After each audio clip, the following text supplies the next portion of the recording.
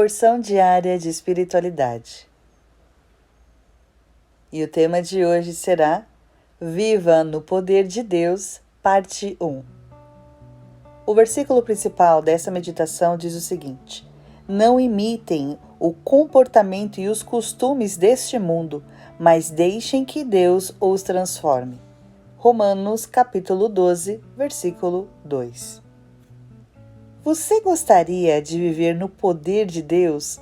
Ou seja, viver o sobrenatural dia após dia? Se sim, veja o que você precisará fazer. Primeiro, permita que Deus transforme sua mente. Vamos ler Romanos capítulo 12, no versículo 2, agora o versículo completo que diz o seguinte: Não imitem o comportamento e os costumes deste mundo, mas deixem que Deus os transforme por meio de uma mudança em seu modo de pensar, a fim de que experimentem a boa, agradável e perfeita vontade de Deus para vocês.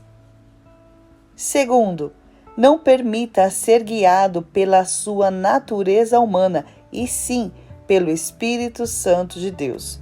Romanos capítulo 8, dos versículos 12 ao 14, diz o seguinte: Portanto, irmãos, vocês não têm de fazer o que sua natureza humana lhes pede, porque se viverem de acordo com as exigências dela, morrerão. Se, contudo, pelo poder do Espírito, fizerem morrer as obras do corpo, viverão, porque todos os que são guiados pelo Espírito Santo de Deus são filhos de Deus. Terceiro, tenha o hábito de ler a Bíblia diariamente. Em Josué capítulo 1, versículo 8 diz o seguinte: Relembre continuamente os termos deste livro da lei, ou seja, da palavra de Deus. Medite nele dia e noite, para ter certeza de cumprir tudo o que nele está escrito. Então você prosperará e terá sucesso em tudo o que fizer. Quarto e último deste dia, desta meditação: tenha coragem e seja forte. Josué capítulo 1, versículo 9, disse assim Deus: Esta é minha ordem, seja forte e corajoso, não tenha medo, nem desanime, pois o Senhor, seu Deus, estará com você por onde você andar.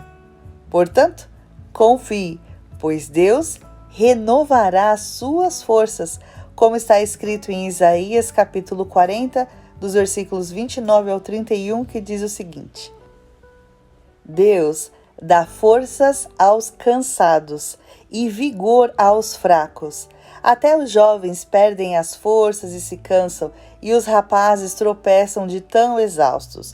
Mas os que confiam no Senhor renovam suas forças, voam alto como águias, correm e não se cansam, caminham e não desfalecem. Quer saber mais? Como viver no poder de Deus? Amanhã tem mais. Deus te abençoe.